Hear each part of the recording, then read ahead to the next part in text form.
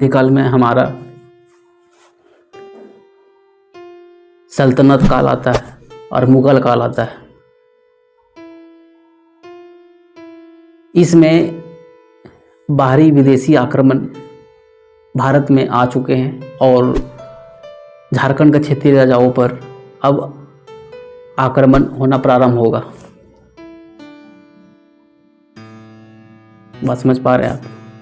यानी कि क्षेत्रीय राजाओं पर आक्रमण शुरू होगा, क्योंकि मध्यकाल में सल्तनत काल है, मुगल काल है। ये दोनों से प्रभावित होकर के झारखंड को प्रभावित करेंगे। यानी कि सल्तनत काल में दिल्ली पर जो हुकामात यानी जो भी राज कर रहा है, उनका ध्यान झारखंड की ओर भी आना शुरू होगा। तो झारखंड पे भी थोड़ा बहुत प्रभाव पड़ेगा। लेकिन दिल्ली सल्तनत है, वो दिल्ली में पहली बार राजगद्दी के लिए लंबा संघर्ष चला। उसमें दिल्ली सल्तनत में कम से कम 5 वंश, जिनमें नाम है सबसे पहले गुलाम वंश,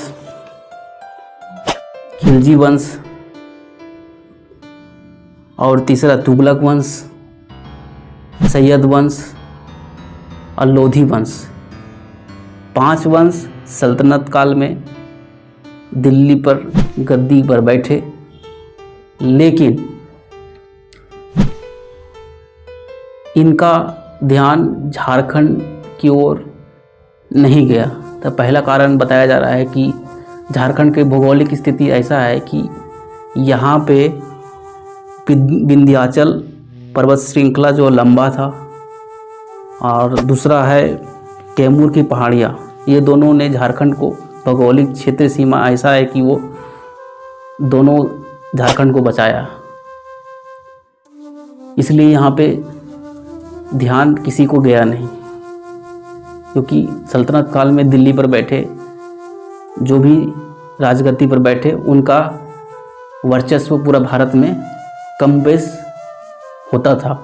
तो झारखंड पर भी हो तो कम बेश उस पर भी हस्तक्षेप होगा, यानी उस पर भी कहीं ना कहीं प्रभाव पड़ेगा।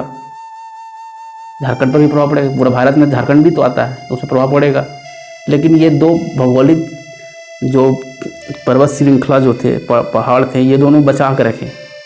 उसके बावजूद भी यहाँ पे जब सल्तनत काल चला, उस काल में छोटा मोटा छुटपुट क्रांतियाँ हुए, जिनमें क्रांतियाँ जो हुई वो पहला क्रांतियाँ वीरभूम के राजा द्वारा सिंहभूम